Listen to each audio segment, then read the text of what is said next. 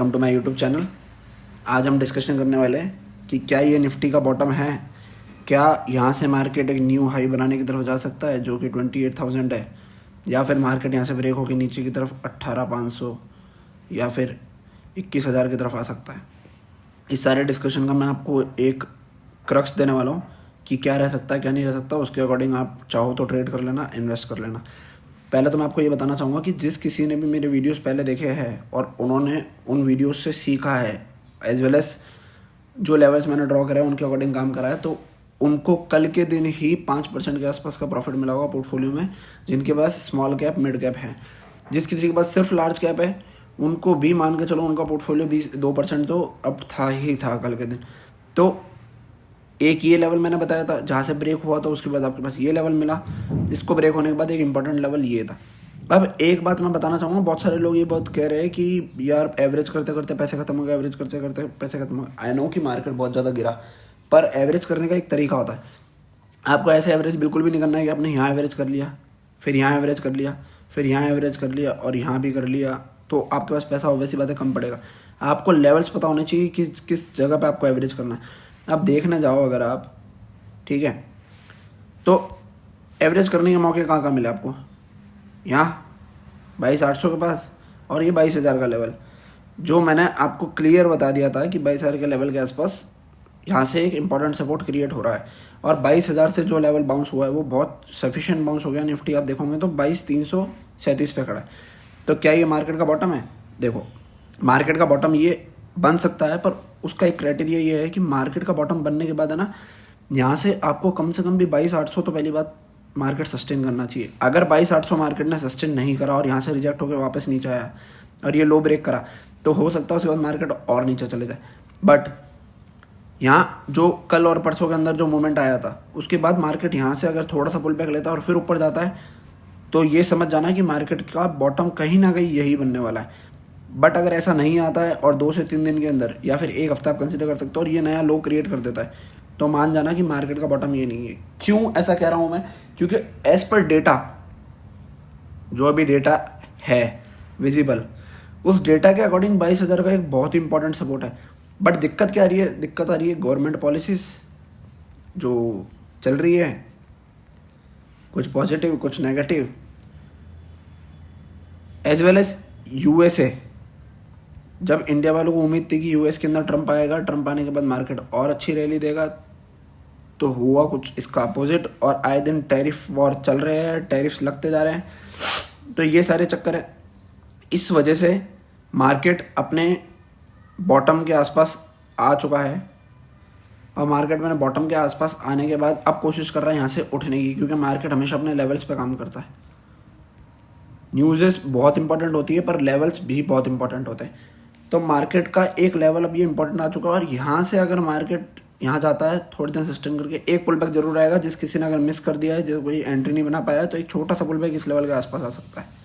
ये हमेशा लेवल्स जो होते हैं वो एक रेंज होते हैं, तो अगर आप बोलोगे कि मैं एक पर्टिकुलर लाइन बना दूँ और आपका लेवल बता दूँ तो वो नहीं हो पाएगा। तो जस्ट यहाँ से एक पुल बैक आ सकता है, एक जरा सा यहाँ से अब जाने के बाद एक पुल बैक यहाँ आता है, तो आप चाहो तो यहाँ पे एक एंट्री बना सकते हो, स्टॉक्स को एवरेज कर सकते हो, आपको बढ़िया लेवल मिल जाएगा। एंड उसके बाद मार्केट का आपको वेट करना है कि 22,800 के ऊपर मार्केट सस्टेन कर जाए। 22,800 के ऊपर मार्केट सस्टेन कर गया तो एक नया हाई बनाने की तरफ मार्केट जा सकता है। बट नया हाई इस बार जो मार्केट के अंदर बनेगा वो कुछ डिफरेंट तरीके से बनेगा।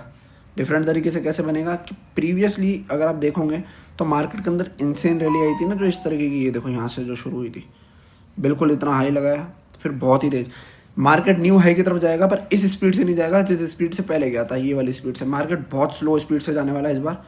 तो ये मत सोचना कि 200% 500% जो मूवमेंट आए थे स्टॉक्स के अंदर वो वापस आपको विजिबल होंगे। हाँ, 100% ईजिली विजिबल हो जाएगा स्टॉक्स के अंदर, तो उसकी टेंशन आपको नहीं लेनी है। पर 200% 500% वाली रैली जो पिछली बार आपको मिली है वो नहीं मिलने वाली है। तो रियलिस्टिक एक्सपेक्टेशन रखना। जो कोई स्विंग ट्रेडर है उन सबके लिए बात हो रही है, क्योंकि जो लॉन्ग टर्म इन्वेस्टर्स हैं उनको कोई टेंशन लेने की बात नहीं है। आज से पहले भी मार्केट बहुत ज़्यादा गिरा है, चाहे कोविड का टाइम ले लो, चाहे 2008 का क्राइसिस ले लो, बहुत बार क्राइसिस आए और मार्केट ने वापस बाउंस करा और न्यू हाई बनाया। तो लॉन्ग टर्म वालों को कोई टेंशन नहीं है। जस्ट ट्रेडर्स, स्विंग ट्रेडर्स, उनके लिए ये पॉइंट है, क्योंकि वो स्टॉक्स के अंदर एंट्री लेते हैं 15-20 दिन के लिए। या फिर 15-20 दिन के लिए, नहीं तो उनका परसेंटेज फिक्स रहता है 10 से 20%, उतना लेके उनको निकलना होता है, तो उनका लॉन्ग टर्म का पर्सपेक्टिव नहीं होता है। ये मार्केट के लिए मैंने आपको मेन इंपॉर्टेंट चीज़ बता दी है, और मार्केट का बॉटम बन सकता है, पर इसके अंदर ग्लोबल सेंटीमेंट बहुत ज़्यादा ज़रूरी है। और ग्लोबल आपको पता ही होगा अगर आप न्यूज़ वगैरह पढ़ते हो कि क्या माहौल चल रहा है और क्या नहीं चल रहा। तो इस तरीके से आपको ट्रेड करना है, ये लेवल्स का ही ध्यान रखना है। इतना ज़्यादा डिटेल में मैं अभी वीडियो नहीं बना पाऊँगा, जस्ट बिकॉज कि ज़्यादा डिटेल में बनाऊँगा आप लोग कन्फ्यूज भी हो जाओगे, इसलिए मैंने आपको मेन चीज़ बता दी है, इसके अकॉर्डिंग काम करो, पैसा ईजिली बन जाएगा मार्केट के अंदर।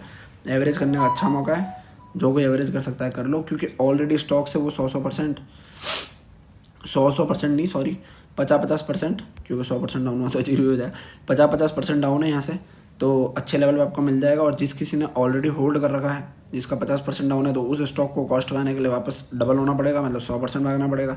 तो अगर आप इस लेवल पे एंट्री बनाते हो तो आई थिंक बेस्ट डील रहेगी, क्योंकि वंस इन 5 ईयर मौका है ये, तो जो कोई कर सकता है कर लो, टेंशन की कोई बात है नहीं, बढ़िया पैसा बन जाएगा। तो मिलते हैं गाइस। अच्छा, एक चीज़ ध्यान रखना, उन स्टॉक्स को एवरेज करना सिर्फ जिसके फंडामेंटल्स पे आपको भरोसा है, जिसके फंडामेंटल्स देख के अपने स्टॉक्स लिए।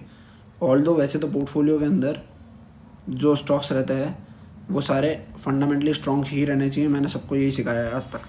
बट जिस किसी ने भी गलती कर दी है, भावनाओं में बह गए और किसी के टिप पे आके काम कर लिया है और उन्होंने फंडामेंटली स्ट्रॉन्ग स्टॉक्स नहीं लिए, तो उनको एवरेज मत करना, मैं मना करूँगा, क्योंकि इसमें फिर 500 का स्टॉक का 5 रुपये में आ जाएगा ना, पता भी नहीं पड़ेगा। फंडामेंटली स्ट्रॉन्ग स्टॉक्स के अंदर पैसे डालो। जो आपके ऐसे स्टॉक्स होते हैं जो फंडामेंटली स्ट्रॉन्ग नहीं है, उनके अंदर बहुत लिमिटेड पैसा रहना चाहिए। उसको kind of you can say that कि सैटेलाइट पोर्टफोलियो बना लो उसको, एक छोटा पोर्टफोलियो, जहाँ मान लो आपका 5 लाख 10 लाख का इन्वेस्टमेंट है कहीं पे, तो छोटे पोर्टफोलियो के अंदर जहाँ पे आप ये सारे रिस्क ले रहे हो, वहाँ मैक्स टू मैक्स 1 लाख, ये मैक्स टू मैक्स बताया मैंने, इससे ज़्यादा इन्वेस्टमेंट नहीं रहना चाहिए ऐसे स्टॉक्स के अंदर जो फंडामेंटली स्ट्रॉन्ग नहीं है। और अगर आपको लगता है कि नहीं यार ये फंडामेंटली स्ट्रॉन्ग आज नहीं है पर कल जाके हो सकते हैं, तो उन ही स्टॉक्स की मैं बात कर रहा हूँ जो फंडामेंटली आज के टाइम पे स्ट्रॉन्ग नहीं है, उसके अंदर आप सिर्फ इतना ही रिस्क लेना। इससे ज़्यादा रिस्क लोगे तो पैसे की बर्बादी करोगे, बाकी तो फिर आप सब समझदार हो। सो गाइज़, अभी तक अगर चैनल को सब्सक्राइब नहीं करा है तो सब्सक्राइब कर लेना, और अगर वीडियो से कुछ भी सीखने को मिला तो लाइक ज़रूर कर देना। मिलते हैं नेक्स्ट वीडियो के अंदर, थैंक यू।